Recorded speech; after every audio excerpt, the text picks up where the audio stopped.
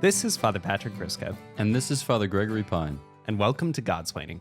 Thanks to all who support us. If you like the show, please consider becoming a Patreon benefactor. You can check that out on our website. Otherwise, please like, subscribe, and share the podcast wherever you listen to your podcasts. Father Gregory Pine, we have made time today for this episode. Mm-hmm. And making time for this episode is very important because you are a busy man. Wow. I feel like I'm being set up for the very topic of this particular episode in excellent fashion. So on the one hand, I could say that yes, I am busy. And in doing so... You feel the club coming. Yeah, exactly. I might fall afoul of what we're going to propose in the next 30 minutes. Or I could say, no, I'm not too busy. But I don't know if I actually believe that because I am part of the problem, which we are seeking to address. Okay, unrelated personal question. Are you a wristwatch wearer? I'm stammering. That's the first observation. The second is, yes, I am. I wasn't always because wristwatches destroy habit sleeves. And when I noticed this, kind of unequal fraying on the left and the right side, I was horrified, and then I stopped wearing a wristwatch.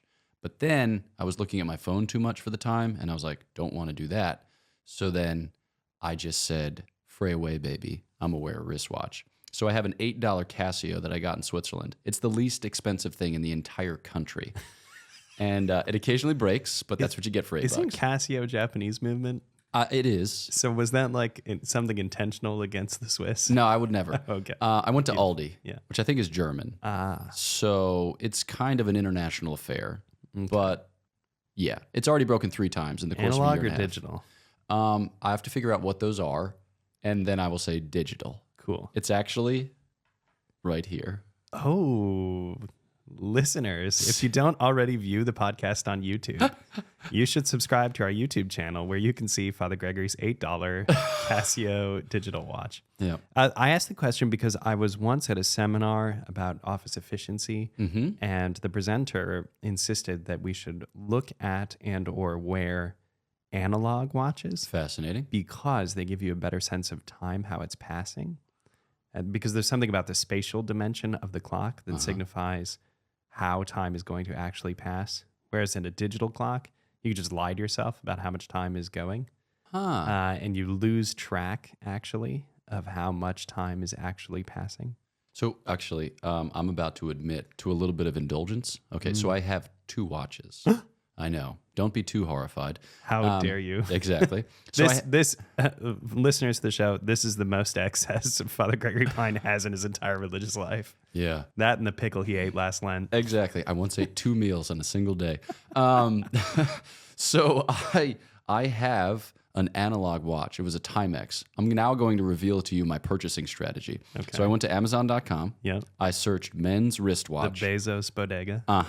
And then I sorted price low to high. If Father Jacob Birch never listens to this episode, he'll be horrified. And then I purchased the first watch that I found. Without reading a single review? No, 0 reviews. What I discovered shortly thereafter was that Timex watches tick so loudly that even if you bury them in a drawer covered by a scarf and like, I don't know, if you put a ferret in there that rustles around, you will still hear that watch come hell or high water. Yeah, so I don't wear that watch that much because it is incredibly loud. And not only am I conscious of time, but I feel like I'm dying with every single ticking. So yeah, I've experienced something of what you described. Well, the topic of today's episode is about time management strategies. No, not actually. It's about the reality that you and I have experienced that people say, I'm just so busy. So I want to start at the top of it just by looking at the truth of the question. Do we think that the observation is true? Are we all so busy? Yeah, so when we were preparing for this episode, you suggested that the only people in the world who are busy are like ER residents or ICU residents, Correct. which is... Medical professionals that literally aren't allowed to sleep for 72 hours, which should give you pause when you think, I'm going under the knife. I wonder if this resident has had a bit of shut-eye. Yeah. Yeah, so they are busy. I might, maybe I'm showing myself to be somewhat liberal in this regard, but I would probably extend the category a little further. Living in Washington, D.C., sometimes you interact with Capitol Hill types, And I'm accustomed to have bags under the bags under my eyes, but then sometimes you see people with bags under the bags under the bags under your eyes, and you're like, how many iterations are physically possible? And then there are some young families in parishes where I was assigned previously, where there'd be like 7, 8, 9, 10 kids, and they'd choose to homeschool. And I was like, sweet Christmas, I revere you. I honor you, but I also am terrified at the prospect of what my life would be like if I were to undertake a similar feat of strength. So there are a couple people out there who I think are genuinely very busy, or crazy busy, as we like to say, but probably not as many as say they are. I don't know. Do you think I've widened the scope too far? I wouldn't say widened too far. I probably accept that. And with respect to moms, I would even say, listen, 2 or 3 kids, you are busy. You have no time to yourself. You can maybe lock yourself in a bathroom for a couple minutes to catch your breath. But that seems to be, based on the experiences that are relayed to me, all that you can hope for. So I'll acknowledge that. But I do think it is a phenomenon that people want to believe they are busier than they actually are. I think that is true. Yeah. I think most people want to believe they are busier than they actually are. And I think part of that is because people are looking for a certain sense of self-security, right? Yeah. If you have things on the calendar, then you know that people want to meet with you.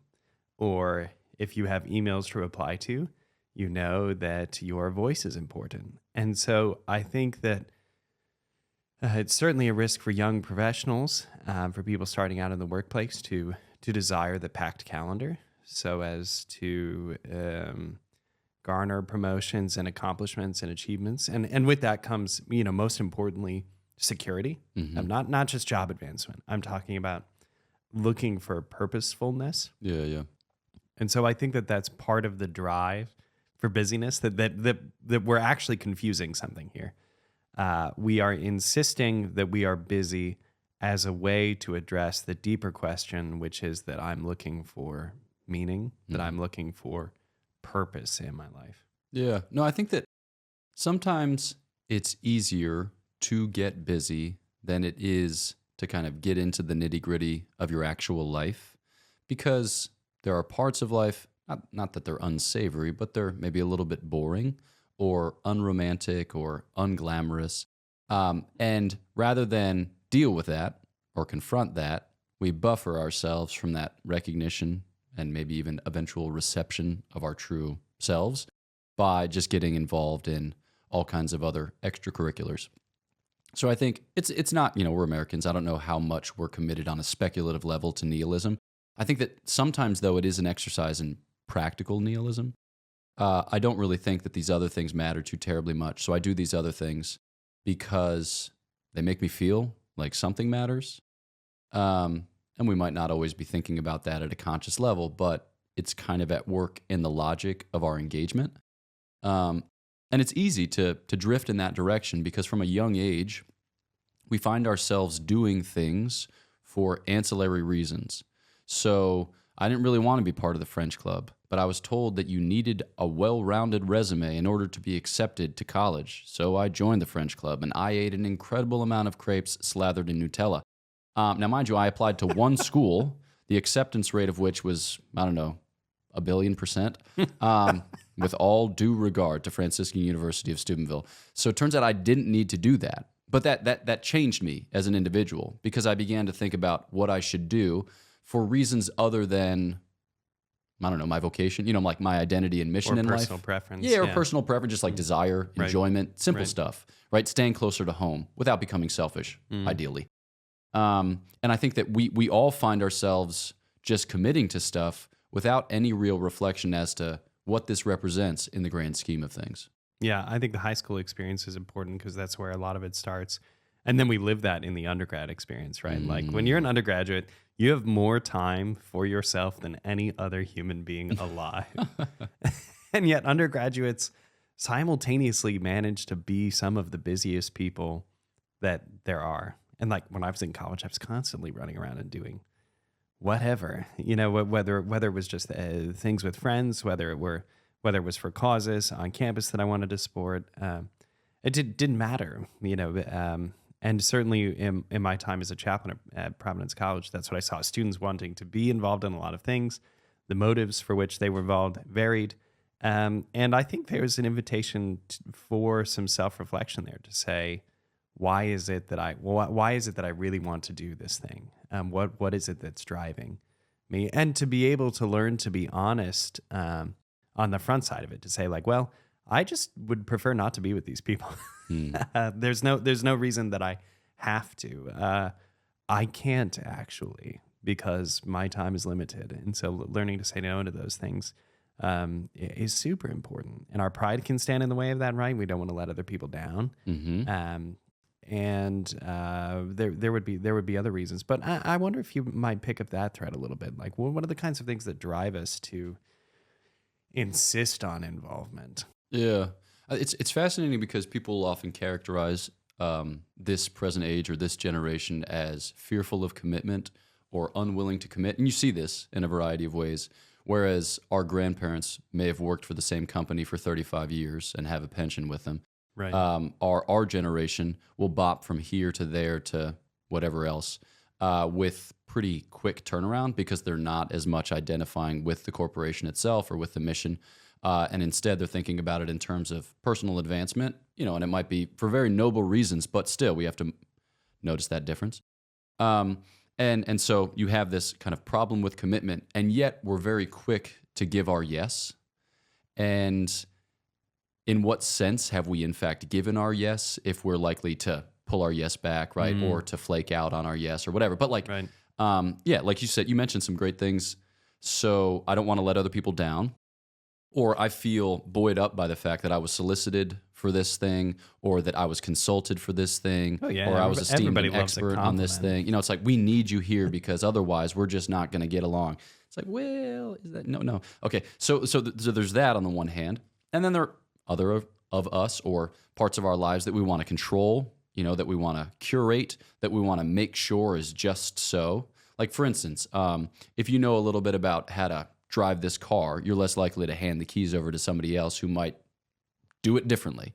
Or if you know how this tech works, you're nervous about letting somebody else man the controls because you know like what buttons need to be pushed or how it needs to be manipulated. And I think a lot of us experience that with life more broadly. Like, I know how this is going to go if I do it, but if I let somebody else do it, I don't know how it's going to go.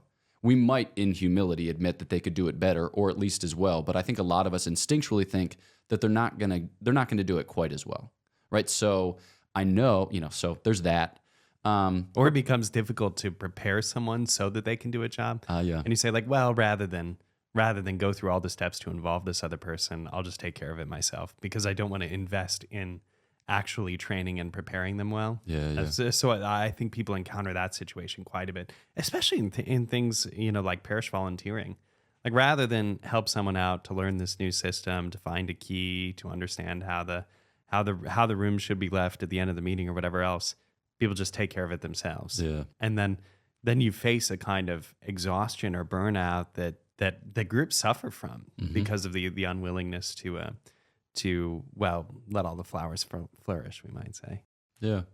I think that when I reflect on this particular issue in my own life, right now I have a very specific kind of busyness, which I am willing to admit, because I'm trying to safeguard my working hours, or the typical working hours from 8 in the morning until 7 at night for my dissertation. So I'm pushing a lot of other things to the periphery, and I'm making those zones to be busy, but I'm trying to do it to create a space in which to dedicate myself to this one project.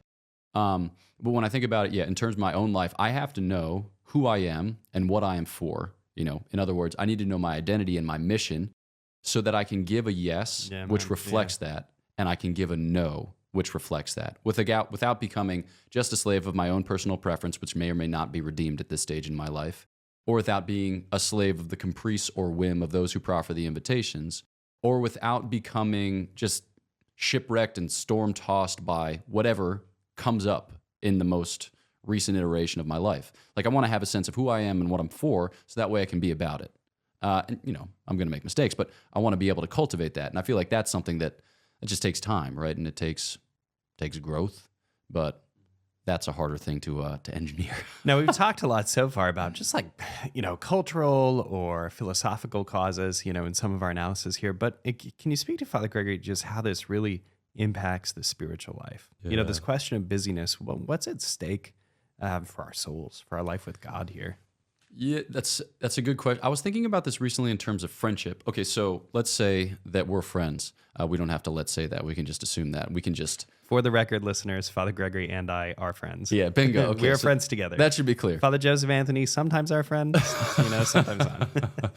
For those of you watching on YouTube with the fourth camera directed at the console or, control, he's there. Okay, so when you have a friendship, you want to be... What's the word that we would use? Disponible. You want to be available to the other person? Yeah, exactly. So you want to be available to the other person. And if you have to schedule every engagement with the other person, then it just places a little bit of strain or a little bit of tension on the relationship. Like when I call you and when you call me, it doesn't really matter too terribly much what's going on. You typically pick up, and I try to pick up insofar as my phone is not on Do Not Disturb. Because it's like, this is my friend, You might be in the middle of something else, and you might have planned out this work period that's supposed to last X number of minutes, but it's like, this is my friend. I want to have a space in which I can welcome my friend and I can be welcomed by my friend. So you make it happen because that's what life's for, to make it happen for the other whom you love. But if we were in our relationship, if we always had to schedule every encounter that we had, that'd be brutal, right? It would just mean that we would have fewer encounters, and those encounters that we would be just different, it'd just be of a different sort, a different quality. And such is decidedly the case in our relationship with the Lord. You might say to me, well, Father Gregory, I have my holy hour every day, and I say the 5 liturgy of the hours and recite 5 decades of the Most Holy Rosary and celebrate a Mass, right? So it's talk, talk, talk. I've got my relationship with God. But Father Patrick, we've had this conversation before. It's more than that, right? Because not only are we supposed to be available to God in this moment or that moment, but wholly and entirely throughout the course of our lives.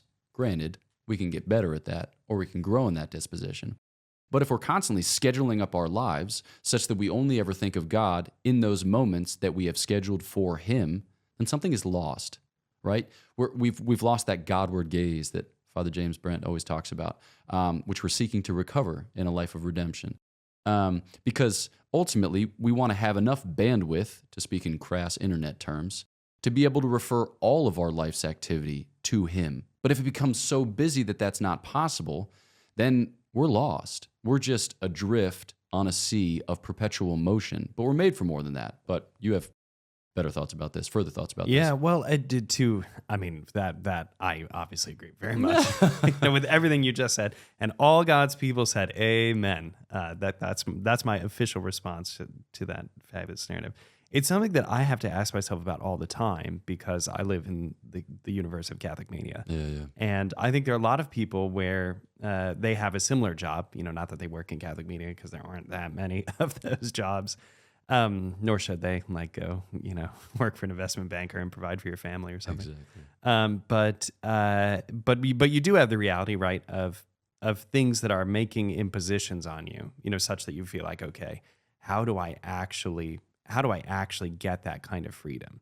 If I'm not in the media business, if I'm not checking my phone constantly, I might miss something. And if I miss something, then we lose viewers or a story or, and then the whole thing spirals out of control, at least in my mind as an editor.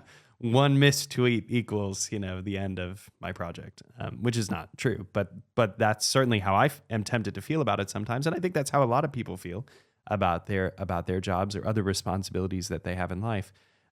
So how is it that we can work to find God in those things so that there's less of a my responsibilities versus my time with God tension? So I think that's the subtle argument of the that's what's underneath the busyness argument. Mm-hmm. I have a certain set of obligations. I'm trying to moderate them and manage them in light of making myself available for God. How do I do that? Yeah. I don't know that I have a grand plan or that I have a well-crafted theory, but I've begun to have particular encounters in which it was made known to me, this is the way. So recently we were at Seek, and there was one point at which I was chatting with a friend, a religious sister, just an excellent woman who I love very much. But it's one of those few opportunities that we have to chat because she lives in another country. And so we're just sitting on a bench chatting, but we were right outside of the room where they have prayer teams. And the gentleman who was responsible for staffing prayer teams came up to us and he said, well, Sister, Father, would you be able to contribute to prayer teams at this particular moment of the day? And it was right around like 11:30, noon, so midday-ish. Sister was going off to a vocations panel or something like that in 15 minutes. So she very politely and respectfully explained that and then demurred. And he turned to me and I just said, no.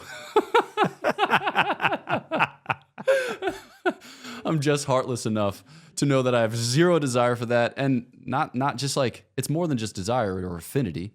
It's like, that's not for me. Right. In the sense that it was the last day of a really long week, which was super intense, apostolically very fruitful, interpersonally very charged. And I was just toasted and I just wanted to be with my friend. That was it. And I don't feel like you have to apologize for that because I feel like I've said that I feel like maybe I just assert because it's about friendship, right? It's about this. This is the most basic unit of Christian encounter, of Christian communion. And I can't just be led into a ministerial setting on account of the fact that I am a priest, and by virtue of my ordination, I should be generous at all times and at all places. And because of priestly character, I have been ordained to no, it's just be human, right? And then the Lord's grace and ordination will perfect you in light of that fact. Just be honest before Him about who you are and what you're for, and things will take more definitive or clear shape. So, yeah, there have just been little moments recently where I feel like I have a better sense of who I am and what I'm for. It's not just a mere matter of saying yes to everything. Nor is it a mere matter of saying yes to everything that you physically can. It's a matter of saying yes to those things which are in concert with how God is loving me in this time and in this place and in these circumstances, because He loves me in a personal way, in a particular way, and His love has concrete effects in my life, and it shapes my identity and it shapes my mission, and I need to be responsive to that. Otherwise, I don't know what's exactly going to happen. It won't be terrible because the Lord isn't setting traps, but it'll be less wonderful than the vocation that He has in store. Yeah, I don't know. You're better at saying no than I am, so.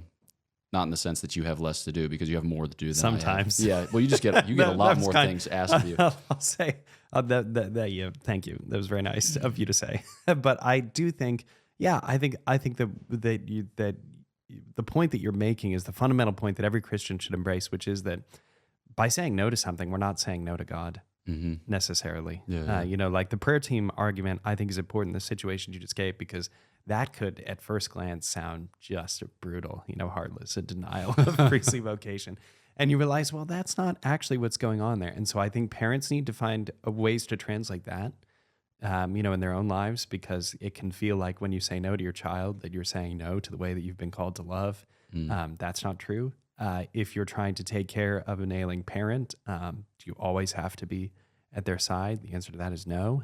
And that there are zones of freedom here that we can and have to pursue because those are actually zones of authentically loving God, right? Yeah. No, we had a concrete experience of this as kids because our parents insisted that we only play one sport a season. Now, when you're little, wow, that's intense. Yeah, that's a big rule. It was cool. But when you're little and you're looking at these sports icons and you're dreaming of the day when you'll be as good at basketball or baseball as them, you feel like I have to do the CYO team or the intramural team, and then I have to do the travel team, and then I have to do the school team. I have to do all the things that my contemporaries are doing, right? Because otherwise I'll fall behind and I won't be as good, and then I won't get the college offer, and then I won't go on to ... Now, anybody with half a brain could have looked at me at the age of 9 and said, wow, what a gangly baby giraffe. That tall child will amount to nothing. Right, so I wasn't destined for a future of athletic prowess. Yeah, the Eagles have done pretty well without you this year. I'm sorry, Yeah. No, it's fine. Never that fast, never that strong, and never that coordinated. God be praised. But my parents, encouraged me to be as good at this sport as I was willing to be good at this sport. But they limited it. They said no, because this isn't going to take over your life so that you can live in a fantasy world in which you become an excellent basketball player or baseball player. Because we know that's not going to happen. But we want to encourage you within bounds because there are good things to be learned from sports. You can become virtuous in certain ways. And certainly failing in a systemic way is really good for a little child's ego because you are not the center of the universe, despite what you might think. And you're going to lose like 29 out of 30 times because only one person wins the Super Bowl. I mean, one team wins the Super Bowl and 31 teams lose. And that's just something you need to be accustomed. So, okay, good things to be learned from sports. That's a tangent. But it has to take place within bounds because unless you can say no, you're not free to be present to your family or do other things that are worthwhile and noble pursuits. Maybe at church, maybe not. I sang in the Life Team band, which I would not say I was especially good at either. There was one point at which I was singing in the Life Team band after a cross-country district meet where we had bleached our hair. No, it was a cross-country state meet where we had dyed our hair blue. Yeah, there was some blowback for that. Regardless. How short were your shorts during that mass? Don't tell me. I don't want to know. I was wearing pants. Okay. Yeah. But I think that's a huge thing to be taken from life that, yes, it's good to experience it, but we, as human beings, are limited, and our engagements need to reflect the limitations of our humanity such that we can be wholly given, wholly abandoned to the Lord in this time and in this place and in these circumstances. Well, with that, let's allow ourselves to be brave enough to fail, to trust that Jesus has saved the church. Jesus has saved all of our ministries that we participate in. Jesus has saved our families. Jesus has saved our friendships, and it's not up to us. Yeah. Let's entrust all of that to him. If you're interested in reading more about this, Father Gregory wrote a recent article for our Sunday Visitor that's fabulous about having a plan of life, which I think is kind of a related theme. Yeah. You can check that out at oursundayvisitor.com. Otherwise, thank you so much for listening to Godsplaining. Please like, subscribe, and share this episode if it was helpful to you. Even if it wasn't, you should do that because it's the right thing to do. Leave us a 5-star review. Your reviews, especially when you write a comment about the show, honestly, it's a huge boon to us. We love seeing the comments, but more importantly, it helps other listeners find the show. Consider checking out our Patreon benefactor levels and decide whether or not being a monthly supporter of us could be for you. Otherwise, all the latest about the show is available at godsplaining.org. Sounds right. .net. .ca. Vatican. Godsplaining has gone Canadian. Anyway, know of our prayers for you. Please pray for us. God bless.